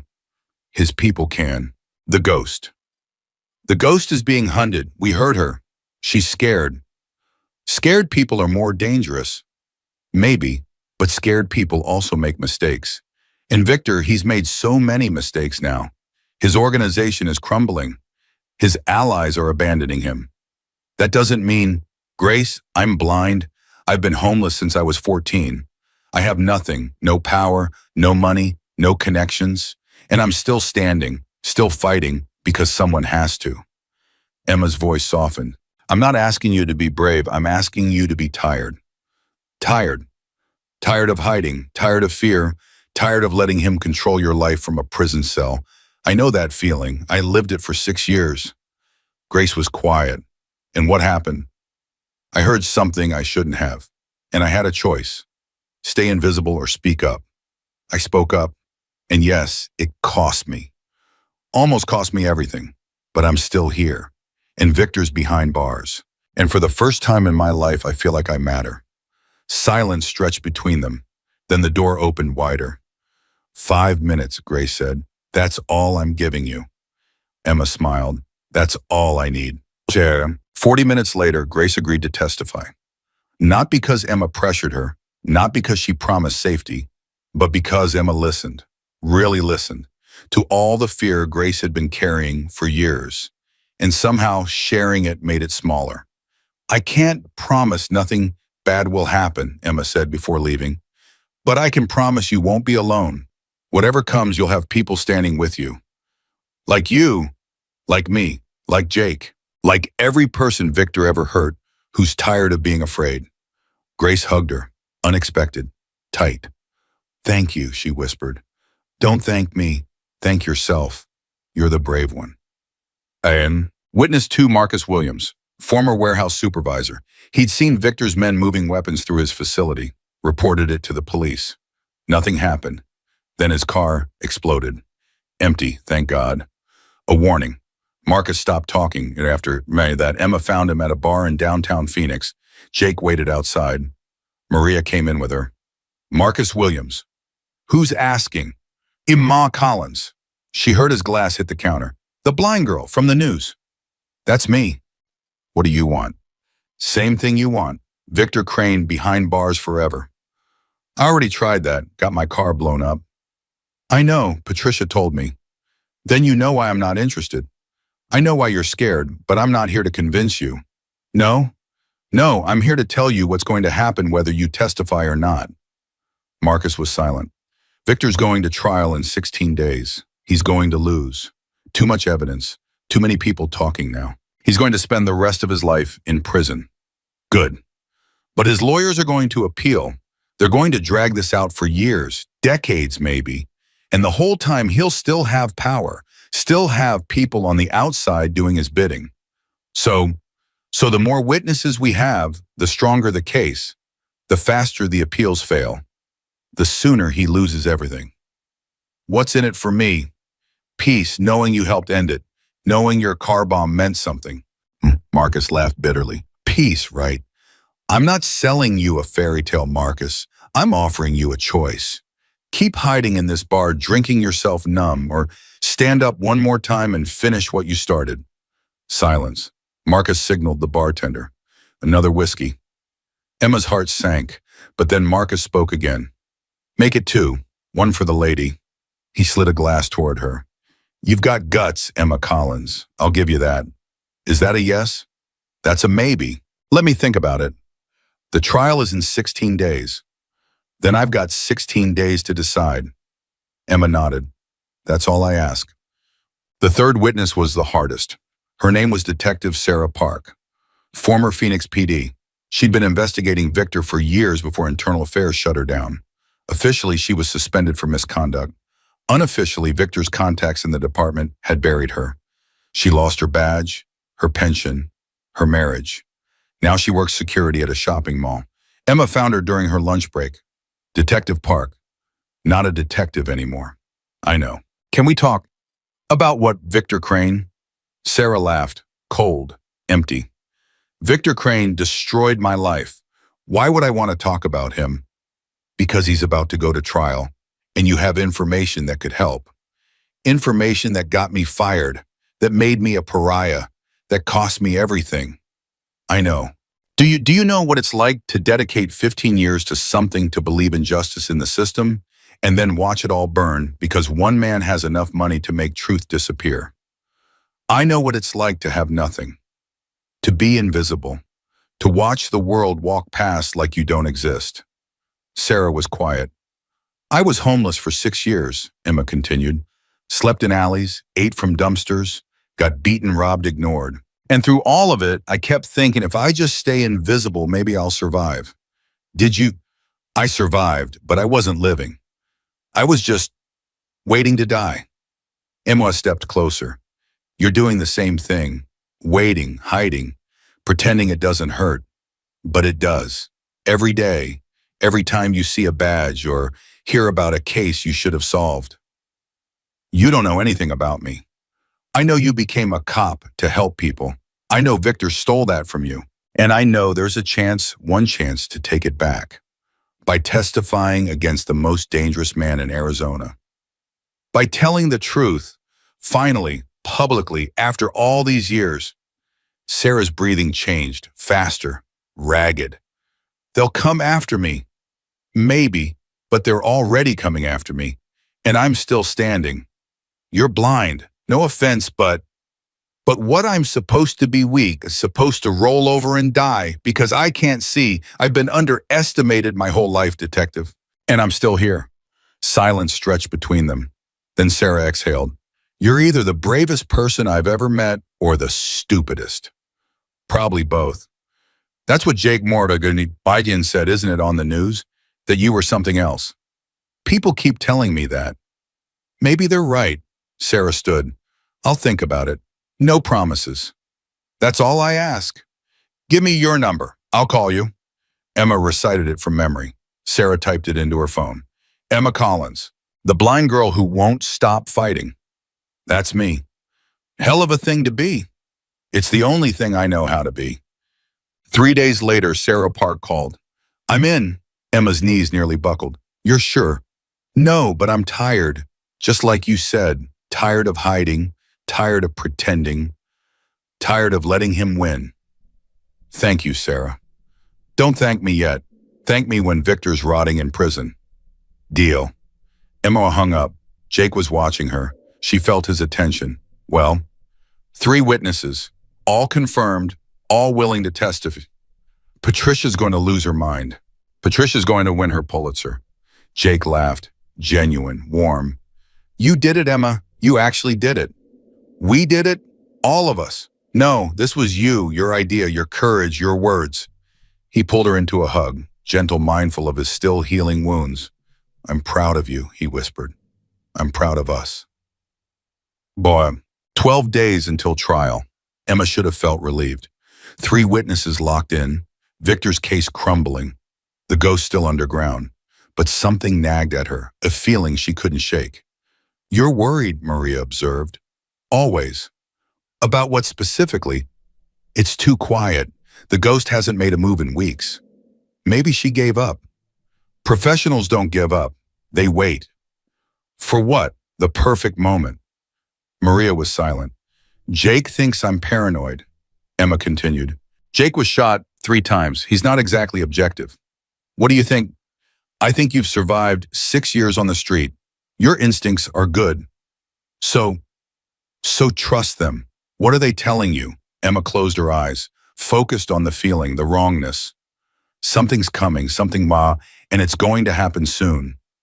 Before the trial. During. Maria's breathing stopped. The courthouse. It's the one place everyone knows I'll be. The one place I can't hide. Victor's people would never try something there. Too many cops. Too much security. Victor's desperate. Desperate people do stupid things. The ghost isn't stupid.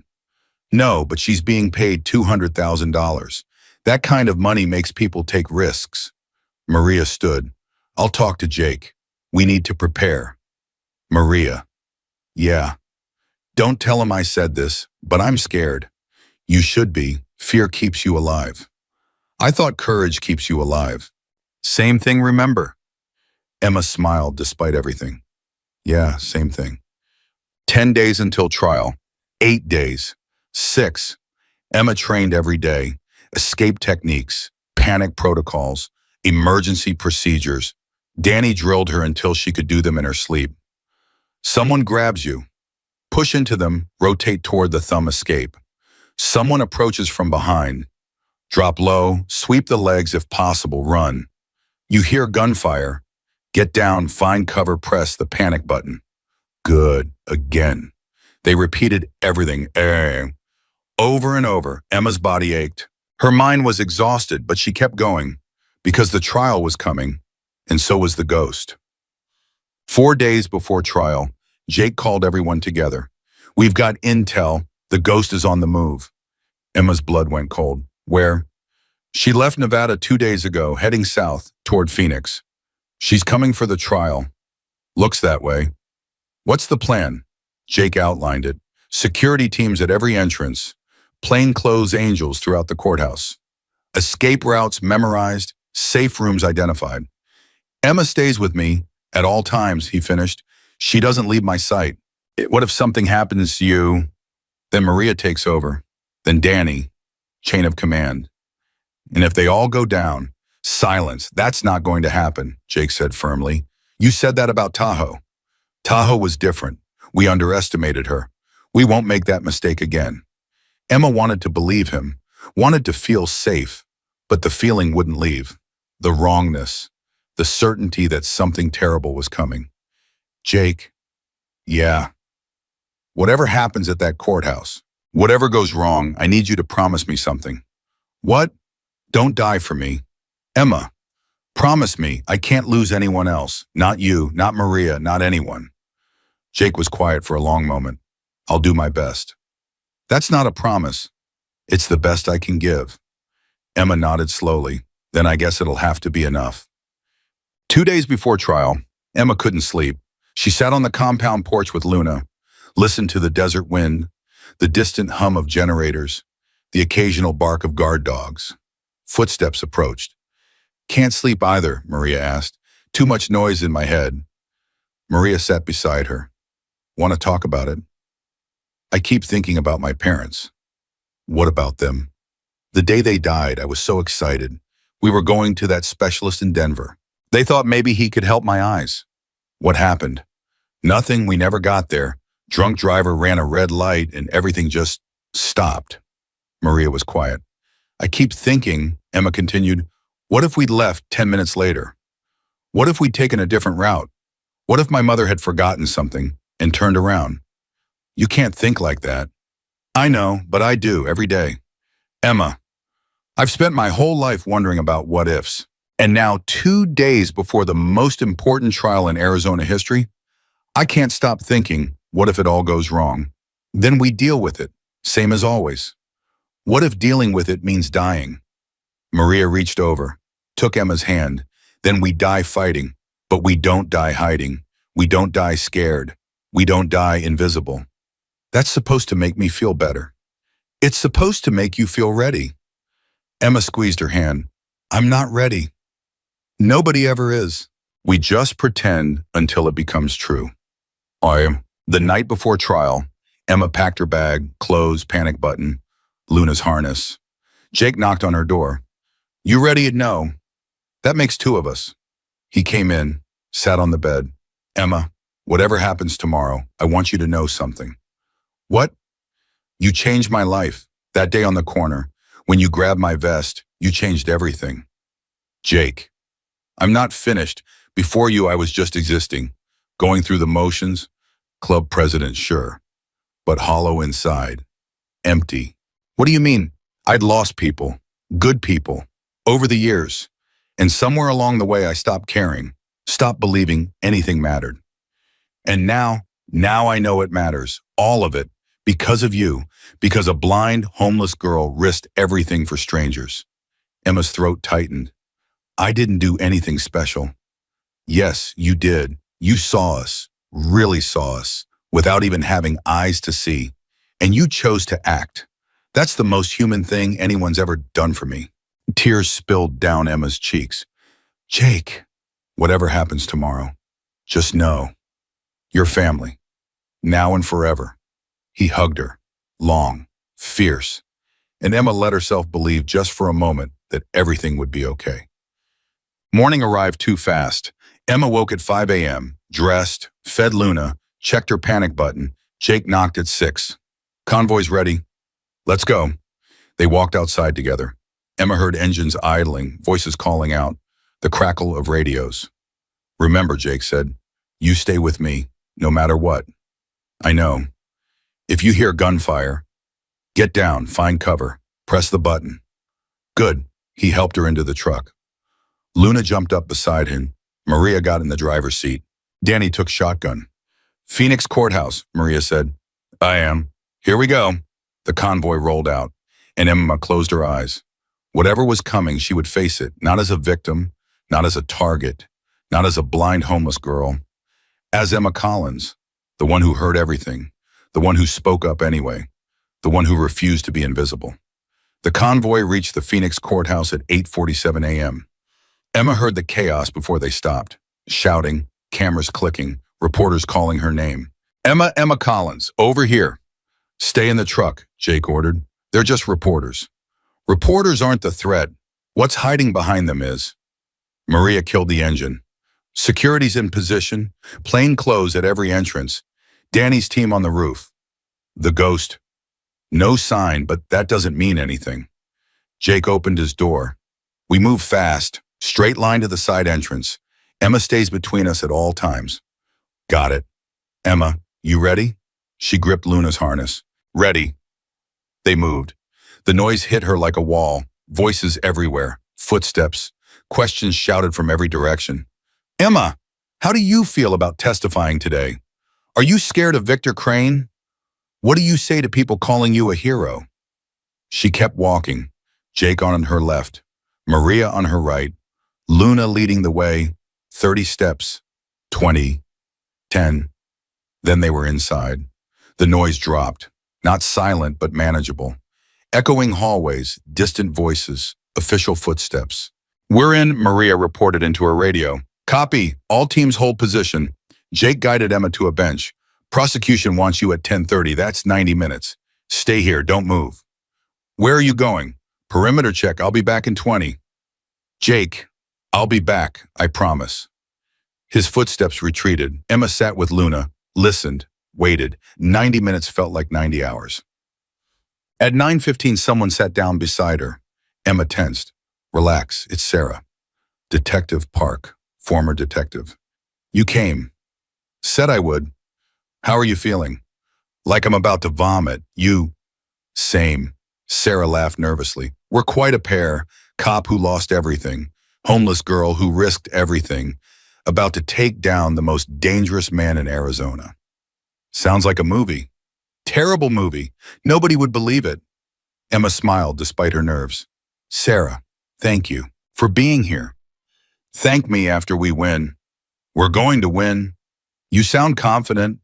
I'm not. I'm terrified. But I've learned something about terror. What's that? It only wins if you let it stop you. Sarah was quiet for a moment. You really are something else, Emma Collins. People keep telling me that. At 9:45, Grace Chen arrived. Emma heard her heels clicking. Nervous, fast. Emma, over here. Grace sat on her other side. I almost didn't come. Got halfway here and turned around twice. But you came. I kept thinking about what you said, about being tired, about letting fear control my life. And I'm exhausted, Emma. 8 years of hiding, 8 years of jumping at shadows. I can't do it anymore. You don't have to, not after today. What if he gets off? What if his lawyers? Then we keep fighting. We don't stop. We don't give up. We make sure the whole world knows what he did. Grace's hand found Emma's. You really believe that? I have to. It's all I have. No. At 10:00, Marcus Williams showed up. Emma recognized his footsteps. Heavier now. Slower. Didn't think you'd come, she said. Makes two of us. He sat across from them. Spent all night drinking, trying to find the courage. Did you find it? No, but I ran out of whiskey. Emma laughed. That counts. Does it? Courage isn't feeling brave, Marcus. It's showing up anyway. Who told you that? Jake Morrison, the biker. The man who saved my life, multiple times. Marcus was quiet. Hell of a thing. Hell's Angels protecting a blind homeless girl. Taking on a crime boss. Feels like the world turned upside down. Maybe it did. Maybe that's a good thing. Maybe. At 10:20, Jake returned. Time to move. Prosecution's ready. Emma stood. Luna rose with her. The others, different entrance, different protection. We don't want everyone in one place. Smart. We've learned. They walked together, through hallways, past checkpoints, into a space that sounded massive. High ceilings, hard surfaces, hundreds of people breathing. The courtroom. You're at the witness stand in 10 minutes, Jake whispered. I'll be right behind you, front row. What about security's solid? Nothing's getting through. The ghost? If she's here, we'll find her. And if you don't, Jake squeezed her hand, then we deal with it, together. Emma nodded. Together. If you've made it this far, comment justice below, because Emma's about to do something no one saw coming, and it's going to change everything. The prosecutor called her name at 10:32 a.m. The state calls Emma Collins to the stand. Emma stood. Luna guided her forward. Each step echoed in the massive room. She found the witness stand, sat down, placed her hands on the wooden railing. Ms. Collins, please state your name for the record. Emma Collins. And you are blind, is that correct? Since birth, Yet you claim to have witnessed the defendant Victor Crane planning a criminal conspiracy. How is that possible? I didn't witness it, I heard it. Murmurs rippled through the courtroom. Can you explain? Emma took a breath. On March 15th of this year, I was sitting on my usual corner outside Tony's Diner in Phoenix. I'm homeless. I've been homeless for 6 years. That corner was my spot. And what happened that morning? 3 men sat down on a bus bench 15 feet away from me. They thought I was just a blind beggar. Invisible. They talked openly about their plan. What plan? To ambush and murder 12 members of the Hells Angels Motorcycle Club at the intersection of 4th Street and Central at 11 o'clock that morning. More murmurs. The judge's gavel. Order. Did they mention anyone by name, Ms. Collins? Yes, Victor Crane. They said Victor wanted the Reaper, the leader of the Angels, dead first. They said Victor had been planning this for months.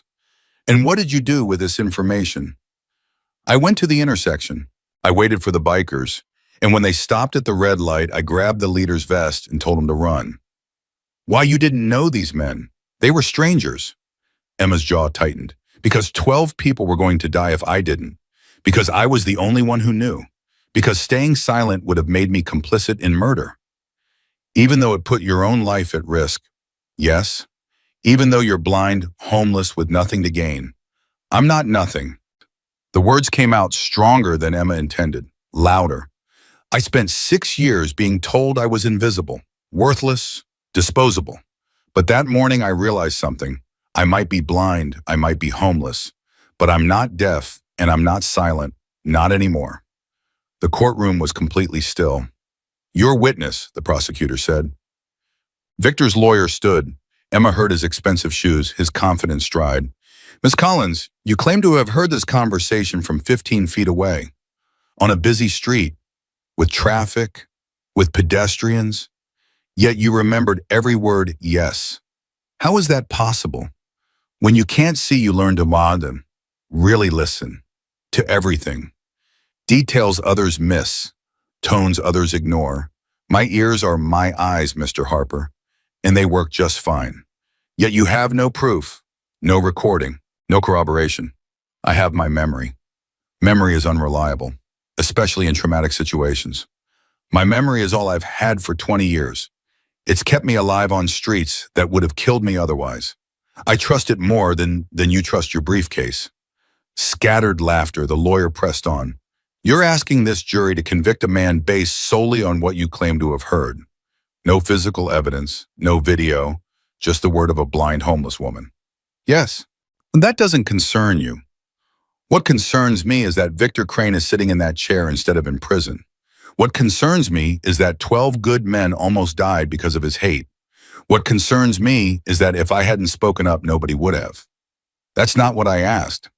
That's what I'm answering. You can question my blindness. You can question my homelessness. You can question my memory, but you can't question what I heard, because I was there. And Victor Crane's men said his name. They said his plan. They said everything. Emma leaned forward, and I remember every single word. The cross-examination lasted 2 more hours. Harper tried every angle, attacked her credibility, her mental state, her motivations. Emma answered everything, calmly, clearly, unflinching. By the end, and even the jury looked exhausted. No further questions, Harper said finally. Emma was dismissed. Jake met her at the aisle. You did amazing. I feel like I'm going to collapse. Not yet. 2 more witnesses, then we wait. How long? However long the jury needs. Grace testified next. Emma listened from her seat, heard Grace's voice shake at first, then grow stronger.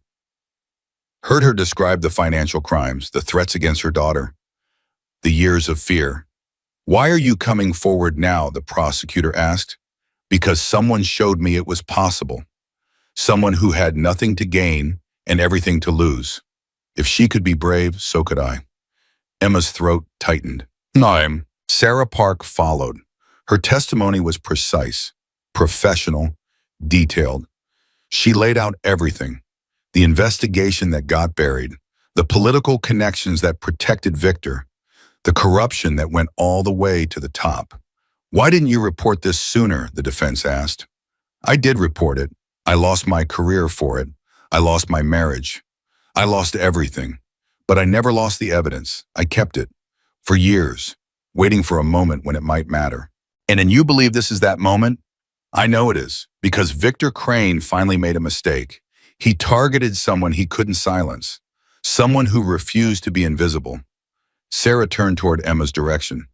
And I'm not going to let her fight alone. Marcus was last. His testimony was rough, emotional. He talked about the warehouse, the weapons, the fear that followed him for years. I'm not proud of staying quiet, he admitted.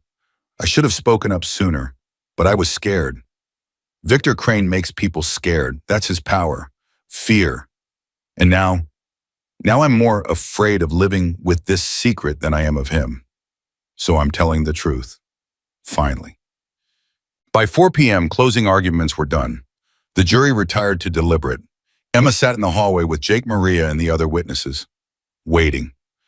How long do these usually take? She asked. Hours, days, sometimes weeks. I can't wait weeks. You don't have a choice. Emma's hands trembled. Luna pressed against her leg. What if they don't believe me? They believe you. You don't know that. I watched their faces during your testimony. They believe you. Jake, Emma, you did everything you could. Everything anyone could. Whatever happens now is out of your hands. That's what scares me. I know, but you're not alone in the waiting. You're not alone in anything. Not anymore. At 6:47 p.m., the jury returned. Less than 3 hours. Everyone said that was fast. Either very good or very bad. Emma sat in the front row. Jake on one side, Maria on the other. Luna at her feet. The judge's gavel silenced the room. Has the jury reached a verdict? We have your honor. On the charge of conspiracy to commit murder, how do you find silence, endless, guilty? Emma's breath stopped. On the charge of racketeering, guilty. On the charge of witness intimidation, guilty. On the charge of Emma lost count, guilty, guilty, guilty. Every charge, every count.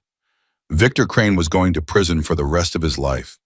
Someone was crying, Grace maybe, or Sarah, or all of them. Jake's arm wrapped around Emma's shoulders. You did it, he whispered. We did it. No, you, this was you from the beginning. Emma couldn't speak, couldn't process all those years of being invisible, of being nothing, of surviving instead of living. And now this, victory, justice, a reason to believe. But the moment wasn't over. As the bailiffs moved to escort Victor from the courtroom, something happened. A commotion near the back doors. Shouting. Then crack. Gunfire. Everyone screamed, dove for cover. Jake threw himself over Emma, pressed her to the floor. Stay down. More shots, glass shattering, bodies hitting the ground. Luna barked frantically. Jake, what's happening? The ghost, she's here. How? I don't know, just stay down. More gunfire, return fire now. The angels shooting back. Emma heard footsteps, running toward them. Reaper, Maria's voice, panicked. She's going for Emma. Jake moved. Emma felt him shift. Rise. No. A shot. Close. So close Emma felt the heat. Then a body hit the floor. Jake. Emma scrambled toward the sound. Found him. Found blood. Jake, talk to me. I'm okay, vest it. You're bleeding. Flesh wound. I'm fine, Maria. I've got eyes on her northwest corner. More shots. Then silence. Terrible silence. Status, Jake shouted. Ghost is down. I repeat, target is down. Emma's hands found Jake's face, his chest, searching for injuries. You scared me. I scared myself. Is it over? Yeah, his voice was shaking. It's over. The ghost's real name was Catherine Wells. Former Army Ranger. Dishonorably discharged. Turned mercenary. She'd killed 11 people over the past decade. Would have made Emma number 12. Maria's shot caught her in the shoulder. The police finished the job with a taser. She was alive. Barely. She'd faced charges of her own. But Emma didn't care about any of that. She cared about one thing. Jake, are you really okay? I'm really okay. Bullet hit the vest. Cracked a rib, maybe. Nothing serious. You could have died. But I didn't. You promised not to die for me. I didn't die, I just got a little shot. Emma wanted to laugh, wanted to cry, wanted to hit him. You're impossible.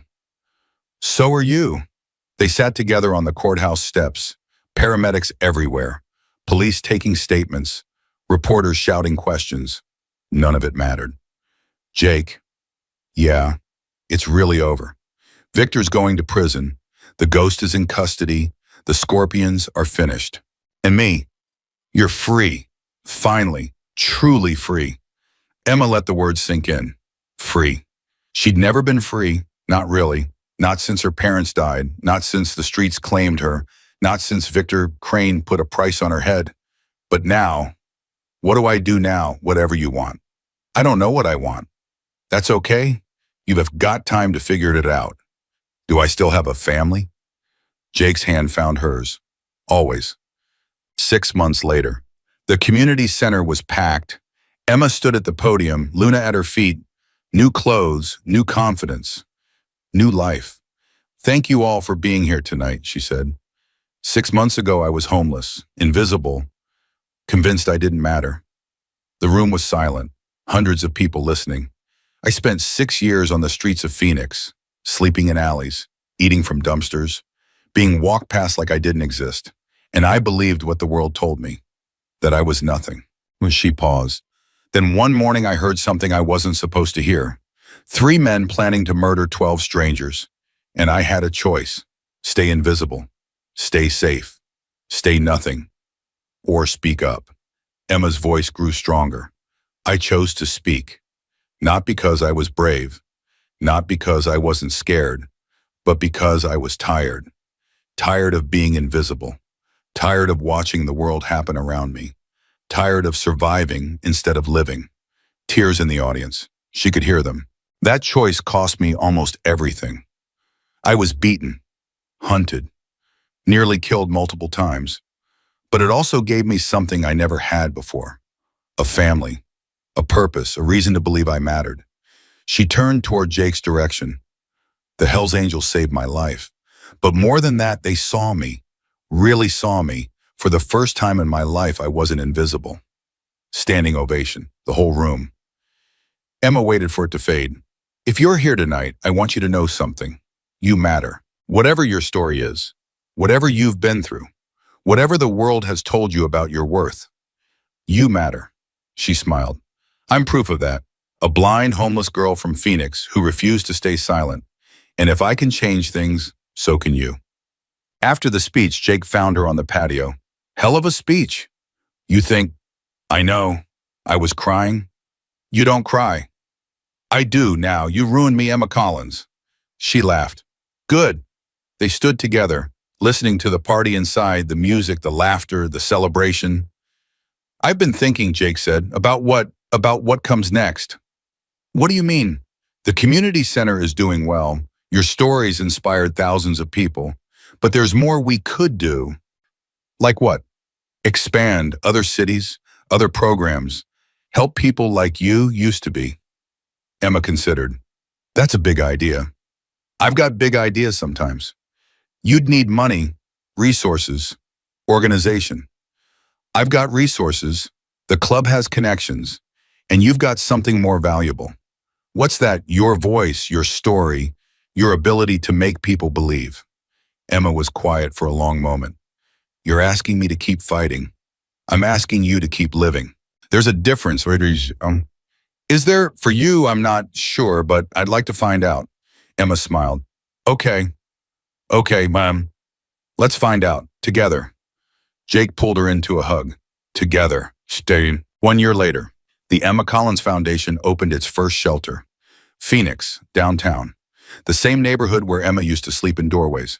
She cut the ribbon herself. Luna beside her, Jake on her left, Maria on her right, cameras everywhere, reporters shouting questions. Emma, what does this moment mean to you? It means no one has to be invisible anymore. What's next for the foundation? Los Angeles, Denver, Chicago, everywhere there are people who need to be seen. And for you personally, Emma paused. For me, I'm going to keep doing what I've always done. Listening, speaking up, refusing to stay silent. She smiled at the cameras she couldn't see. That's who I am. That's who I'll always be. That night, Emma sat on the porch of the clubhouse. The same porch where Jake had first told her she was family. The same porch where she'd cried tears of relief after Victor's conviction. The same porch where she'd learned what home really meant. Jake sat beside her. You know what I think about sometimes? What? That day, the intersection, the 4 words. Run, it's a trap. Yeah, 4 words. That's all it took. 4 words and a whole lot of chaos. Jake laughed. True. But those 4 words saved 12 lives, started a foundation, changed thousands of futures. When you put it that way, I'm just saying you never know which words matter, which moment matters, which choice will change everything. Emma nodded slowly. I used to think I was cursed, born blind, parents dead, homeless at 14. Every bad thing that could happen happened. And now I think maybe it all led somewhere. Maybe the darkness was necessary, so I could appreciate the light. That's pretty philosophical. I've had a lot of time to think. Jake's hand found hers. You know what I see when I look at you. You see someone who can't see you back. I see the bravest person I've ever known. Someone who had nothing and gave everything. Someone who refused to accept what the world told her she was. Jake? I see family, Emma, real family, the kind you choose, the kind that chooses you back. Tears spilled down her cheeks. I never thought I'd have this. Have what? Any of it. A home, a purpose, people who care about me. You have all of it, and you always will. Emma leaned against his shoulder. Thank you, Jake. For what? For seeing me when no one else did. You made it easy. You're kind of hard to miss.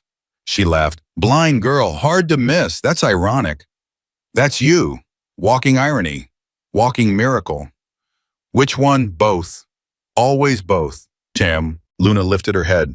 Footsteps approaching. Maria's voice. You two gonna sit out here all night? Maybe, Jake said. Party's still going inside. People want to see the guest of honor.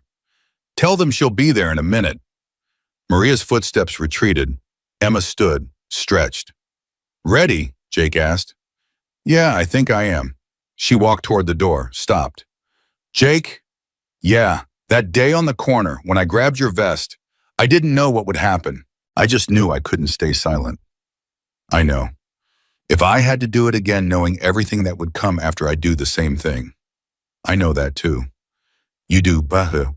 That's who you are, Emma. The girl who speaks up, the girl who refuses to be invisible, the girl who changes everything. Emma smiled. Run. It's a trap. Best 4 words I ever heard. She reached for his hand. Come on, let's go celebrate. They walked inside together. And somewhere in the noise, the music, the laughter, the voices of a family she'd never expected to find, Emma heard something she'd never heard before. Home. Real, permanent, unshakable home. She wasn't invisible anymore. She wasn't homeless anymore. She wasn't alone anymore. She was Emma Collins, the blind girl who heard everything, the homeless girl who risked everything, the invisible girl who changed everything. And she was finally, truly, completely home. If Emma's story touched you, share it with someone who needs to hear it.